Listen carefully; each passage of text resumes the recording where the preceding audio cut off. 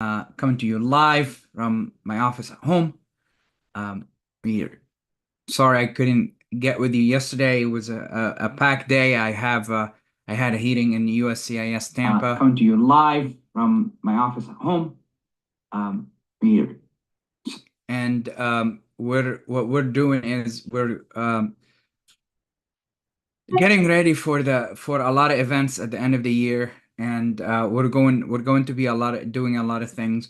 We're going to be doing YouTube today and YouTube and TikTok. If you are on TikTok, our goal is 1,500 uh, likes today. If you are seeing us live on our YouTube channel, I would really appreciate a follow. I I'm looking to increase um, our engagement on YouTube. We have almost 2,000 followers, and I would really appreciate if we get to 2,000. I said almost 2,000, but I'm gonna try to get to 2,000. So if you could please get us to 2,000, I would really appreciate it. Um,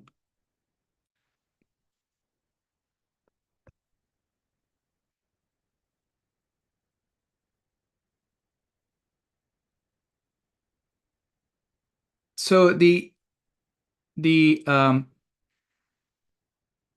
we're seeing a lot of things happening with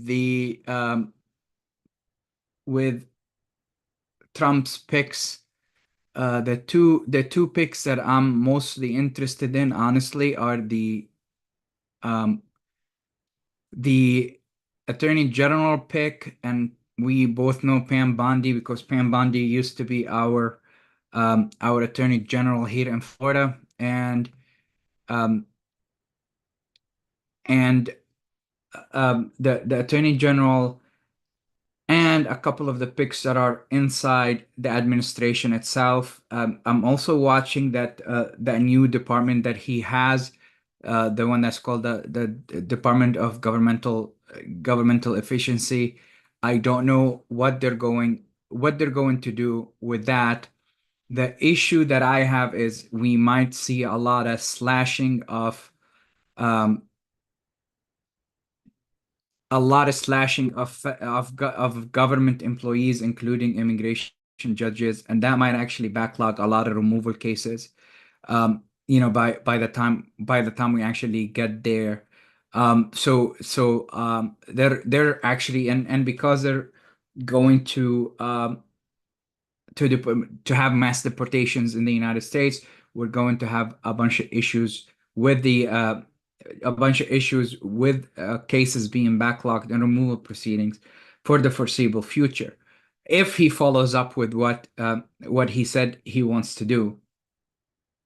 Now, um, if you are in the United States or you're trying to come into the United States, a lot of my colleagues and myself are saying that things are going to get considerably more difficult for you to be able to come to the United States, and continually more difficult for you to stay in the United States if you're undocumented. So if you are undocumented in the United States, please call an immigration attorney. If you cannot afford one, call your bar association, your local bar association, see if they know anyone in the bar association that would take pro bono cases or anything like that. I personally do a lot of them. However, I'm booked for the rest of the year on pro bono cases. So if you are looking for some pro bono help, call your bar association and they will be able to help you.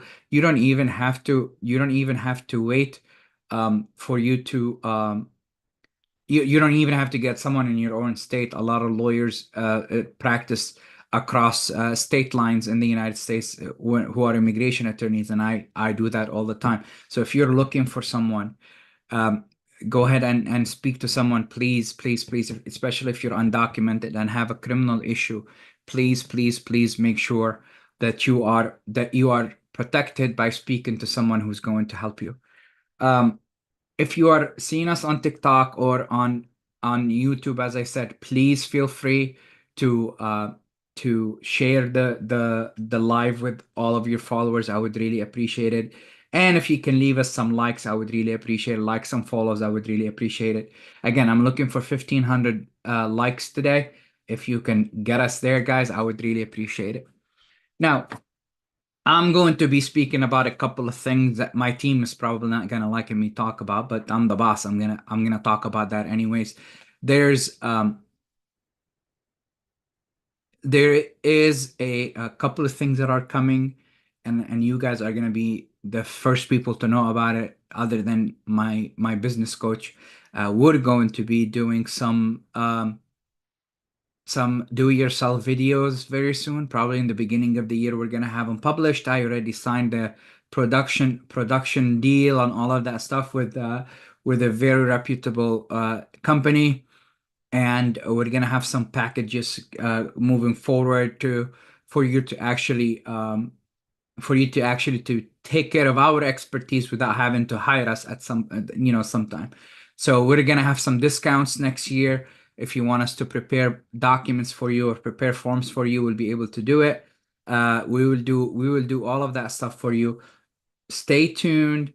It will be at adlo.law. You will be able to take advantage of that. Again, if you need to get in touch with me, the number is 888-963-7326 if you're in the United States. If you're outside the United States, our phone number on WhatsApp is +1 727-301-9328. 727-301-9328. That's honestly probably one of the best ways to get in touch with me. As I said, when you call me, I don't do free consultations. You have to pay to speak to me, and I do that for a very important reason. I want to give you all the attention in the world when you call my office. And if a lot of people do free consultations and they don't give you then the time of day for you to be able to speak to them, and they will charge you on the back end for it. As I said, you pay for my consultation, you get every penny of it, you get 30 minutes, and then you're getting a credit for that consultation fee when you actually hire my office and retain me. So you are not going to be losing any money regarding anything when you call my office. All right, so what do we have here? We have a bunch of questions that we got. I will answer the questions that I got on the chat in a second. Just give me 1 second to get to my questions. Someone said that a friend of theirs has a green card and they're afraid of applying for citizenship because they have a conviction from 20 years ago. About 10 years ago, 10, 15 years ago, when I first started practicing, the one of my clients came in. He had a green card literally when it was still green. He came through Ellis Island in the 1950s. And 40 years later, tried to apply for citizenship, but they denied him because he had a conviction for drugs from 30 or 40 years earlier. Yes, they can actually deny you citizenship if you have a conviction that makes you deportable, and almost all drug convictions are deportable, or at least inadmissible. But if you have a green card, you have to be deportable, not inadmissible. And number two, even though you only have to prove good moral character for 5 years, 3 to 5 years, you will actually be on the hook for anything that happened before then, especially if it relates to drugs. So if you do have a conviction for drugs, do not apply for citizenship without speaking to an immigration attorney before. Also, some people that I have represented got denied citizenship, but literally they derived citizenship from their parents when they were little, when they were under 18, because their father or their mother was a US citizen, and we were able to derive citizenship that way. And they didn't have to go through the naturalization process. So all you have to do is speak to an attorney. And I love doing naturalization cases and certificate of naturalization cases because I'm fighting with the government right now on two of them that are absolutely so complicated. It's not even funny. So if you are a green card holder, first of all, do not violate the law, please. And number two, make sure that you speak to an attorney before you do anything relating to naturalization, because sometimes you will end up in removal proceedings without any recourse. It might be better to keep your green card, but sometimes you're actually able to apply, and you're going to be able to apply for citizenship, or we will be able to check if you derived citizenship from a parent before you turned 18 years old. Okay, let me look at. Someone said that they have two files for two files for his children. You might have a problem with a couple of things. The person who applied for his children, call my office and schedule a consultation if you want to talk about it. The other thing that you have to worry about is, I think sometimes cases, even related cases, get assigned to two different officers, and that's why they probably one of them got approved and one of them didn't. The second thing, one of your daughters might have a common name and they're doing backgrounds on her. So that might be those two things might be the issue with the daughter's case. So just hang tight. They'll probably do it very soon. I don't know what kind of case it is. Call my office, schedule a consultation if you would like me to get involved. I'll be able to get it. I will be able to get someone to speak to immigration and see if we can move the cases. Again, the number is 888-963-7326 if you're in the United States, and from outside the United States is +1-727-301-9328. Firas is one of my distant cousins. Thank you so much. I know this is the second live that you join. Please feel free to contact us on WhatsApp. The number is +1-727-301-9328, and I'll be able to schedule you to speak to me. Firas, +1-727-301-9328. The last I checked, 601As were taking 3 to 4 years. So it depends on when you filed it. That's when the processing times are happening, 3 to 4 years or so. Okay, let's see.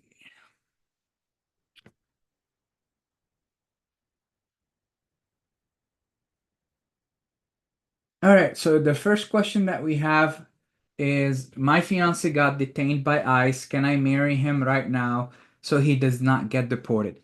Um, there are a lot of things that you have to do. If you are in removal proceedings, there is a higher burden on you when it comes to marriage-based green cards. The law says that you have a higher burden of proof, because the government would think that you're doing it for you to get a green card because you're in removal proceedings. So you have to go, most 90% of the time you probably will have to go to an interview for your I-130, and you're not going to be able to get a green card in front of USCIS. The only person that can give you a green card in removal proceedings is the immigration judge who's assigned to your case. So you're not going to be able to get it in front of USCIS. So you'll be able to get the first part, not the second part. And I promise you, one time I had a client with two kids together, and their interview for the I-130 took 2.5 hours because the officer still didn't believe that they were married for real. And I had to call a supervisor on her and she got in a lot of trouble for it. So if you think you can do this when someone is in removal proceedings, I promise you it's very hard to do. Um, you can get married inside a detention center. It's a little more complicated than just getting married outside a detention center, because the warden has to get to get involved, and the ERO, which is an enforcement and removal officer who's assigned to your case, will have to approve your marriage request. But we're doing this right now for one of our clients, and it's going very well. So what you're gonna be what we're gonna be working on the his bond very soon too. So after he gets married, so make sure that um, we if someone is in removal proceedings and you're getting married to someone, please call an immigration attorney before you get married, because again, it is very complicated for you to get married when someone is inside a detention center. And again, they don't want you to be doing it for the wrong reason, just to get a green card. So call an immigration attorney before doing that. Thank you. All right. The next question is, I got scheduled for a hearing in court. Does that mean that I will be deported? We get this question a lot. And guys, we have a lot of viewers on TikTok. I would really appreciate if you guys uh, could uh, could share the live with your friends. I would really appreciate it. Thank you. Um, someone who gets scheduled for a hearing in court in the United States, an immigration court in the United States, it does not mean that they're going deported. They're going to get deported. What it means is that you get due process rights in the United States, even though you're undocumented. You get due process rights in the United States, and you're allowed to have your day in court. You're allowed to speak to an immigration judge, and you're allowed to be in front of an immigration judge, and you're allowed to um, defend yourself from getting removed from the United States. They're not allowed to just put you in removal proceedings and deport you without a hearing, unless you have a prior removal order from before that the government is going to enforce, because you're out of status at this point. So um, that's what it's so we have two types of um, hearings in front of the immigration court. Number one hearing is a master calendar hearing, where um, everybody, it's master, meaning a lot of people are going to be in it. Okay, I've seen them with 200 people in them, and people waiting outside. And then the individual hearing, which is pretty much a trial. That's a trial that you would have in a civil court, and it's called an individual hearing. That's when you get to present witnesses, you present applications, you do all of the things that you're supposed to do. Um, to defend yourself from being removed in the United States. And guys, if you're thinking about going through removal proceedings by yourself, I promise you, you are hurting yourself very, very badly. And you're hurting yourself because you are going to be going against some of the best immigration attorneys in the country. Those are the attorneys that ICE hires, and that's all they do every day is deport people. So if you are thinking about doing removal proceedings by yourself, I promise you, I would spend whatever money the attorney is going to charge you to actually do that, because you do not want to do it on your own. So after you have your individual hearing, if you're granted your case, then you stay in the United States. If you're not granted your case, there's also an appeal. You can appeal to the Board of Immigration Appeals, and then you can appeal to the Board of Immigration Appeals, and you can also appeal to the Federal Circuit after the BIA denies your case. But if they approve it, they approve it. I've won a lot of cases on appeal. I've gone up on appeal to the BIA and it came back. I've gone on appeal to the 11th Circuit, and the cases came back. So if you are in removal proceedings, you get a lot of rights. It's the worst thing that you can do is not to go to a hearing, because in the United States, removal proceedings are civil in nature, meaning that the judge literally can rule against you without you being there. So please don't do that. Show up to all of the hearings that you have. Okay? All right. I haven't gotten any questions from you guys on TikTok in a while. Do we have any questions? All right. I recently bought a store. Can I file for an investment visa? Um, yes. Um if you have bought a store and invested some money in a store, you can file for an investment visa. But there are a couple of things that you have to worry about. The type of visa, and if you are in the United States legally at this time. So if you're not in the United States legally, you're not going to be able to apply for a visa. You're going to have to go back to go home and come back. And sometimes that actually uh, that actually leads to inadmissibility, and you're not going to be able to come back to the United States for at least 3 years. So if you are uh, trying to get an investment visa and you're out of status, please, again, do not do that. That's like going to immigration court by yourself. Do not do that, and wait and speak to an attorney and see if you can do it or not. But an investment of any sort of money can actually lead to an investment visa in the United States. And remember, there are 46 countries in the in the around the world that have treaties with the United States, and you can actually get what's called an E visa. And an E visa is a very good visa because you don't have a minimum investment in it. So if you are thinking about doing investment visas, go to my website, adlo.law. You will be able to click on business immigration and read anything you want about all the visas that we have. Okay? adlo.law. Brought my fiance on a K1 visa, but the relationship did not work. Can I file for something to get her back? Now, the fiance visa is a very interesting visa. Even though they say it's a visa, it's a non-immigrant visa, it still has a lot of limitations on it. And honestly, I don't like K visas. I still do them for clients, but if you're ready to get married, I would rather you actually go get married instead of waiting, applying for the K visa. And that's actually a faster option sometimes than going through the K visa. But if you do come here on a K visa, the only person that can apply for your adjustment status is the petitioner who applied for you. And there is a bar on you adjusting your status through someone else. Now, in the last 15 years or so, there have been some changes. Um, the subsequent petitions for adjustment of status are getting approved if you can prove that your relationship with the other person was bona fide and you guys get married and you have a lot of bona fides together. So you do have a way to do it, but if you are on a K visa, it's very limiting. You have to get married within 90 days. You have to do a lot of things to get to that coveted green card.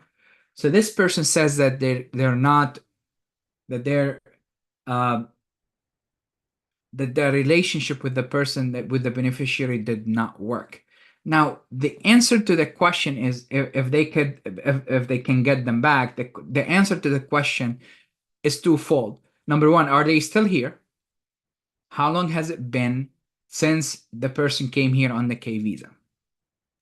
And if the person is not here in the United States, how long have they been outside the United States? Because you can petition for uh, a second K1. It's a little hard, but you can petition for a second K1 if you're in within a certain period of time. If you wait a certain period of time, if they're here in the United States and you want to get married, I would get married and apply for the green card right away, and take your pick and just fight immigration on it if they don't approve the petition. I don't think it would be a problem, but as long as you can get married and apply for your green card, you should be fine. All right. And one of my favorite questions is next, and it's going to be our last question, unless I get some more questions from you all on TikTok and on YouTube Live. The last question that I have is, what are the requirements to apply for a US citizenship? Now, guys, I remember when I became a citizen about 4 years ago. It was one of the proudest moments of my life, I promise. I could not, like, I saw that light at the end of the tunnel when I became a citizen. I'm like, this is absolutely fantastic. It's absolutely fantastic. I became a citizen. It was one of the proudest moments. I promise you, I have a lot of things in my life that I am proud of. I have three graduate degrees and a lot of things in a very good practice. But that moment of becoming a U.S. citizen, I promise you, it wasn't even comparable. So um, the issue that you have is you can become a U.S. citizen in a bunch of ways. I am going to speak about a couple of things, okay?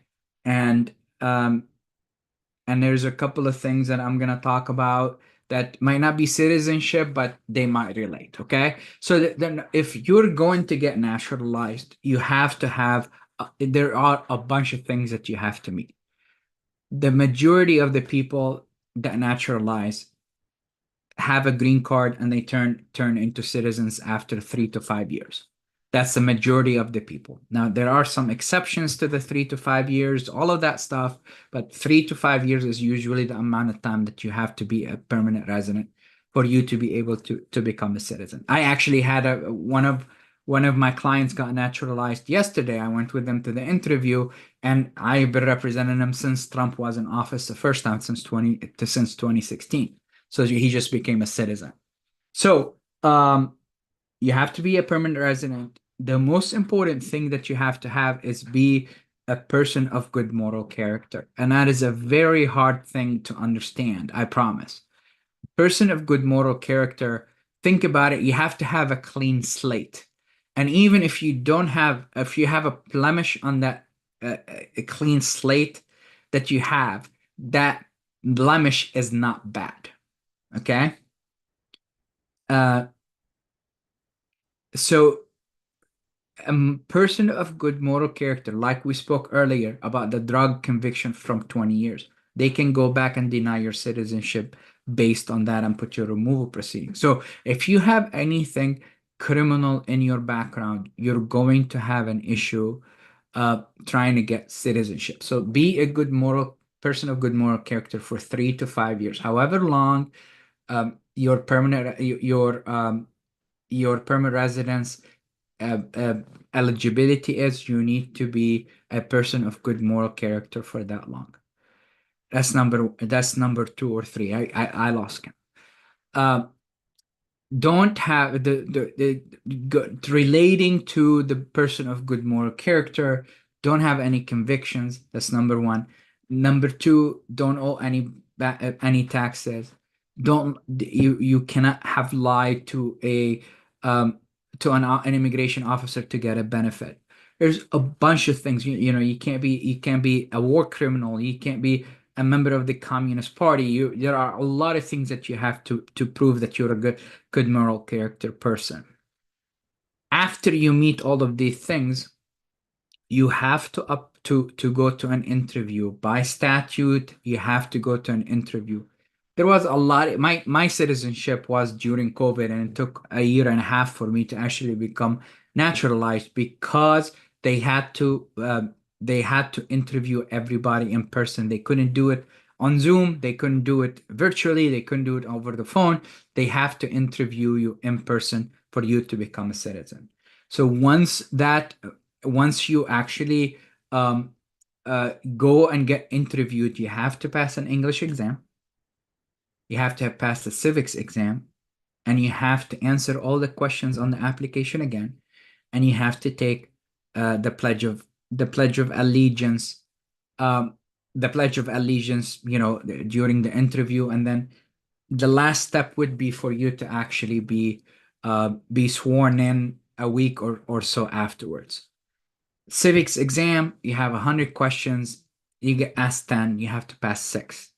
English exam is only one sentence for you that you have to read and write. The questions on the application, you have to go through and ask all the questions on the application and answer them the right way. There are some exceptions to the English exam and the civics exam, but most of our viewers are probably not there and they don't meet those criteria. But if you are a green card holder, and want to apply for citizenship and you have a problem with English, or you cannot speak English, or you can't retain information, there is a way for us to get you naturalized even though you do not speak English, and we'll be able to do it in your native language. And again, those are very complicated. Call my office 888-963-7336, and I would be more than happy to help you get your citizenship even though you don't speak English. 888-963-7326 +1 727-301-9328, or email us at intake@americandreamlawoffice.com, and we'll be able to help you achieve your American dream. Thank you so much for watching this live from the American Dream Law Office, where we always empower your dreams. Take care, guys.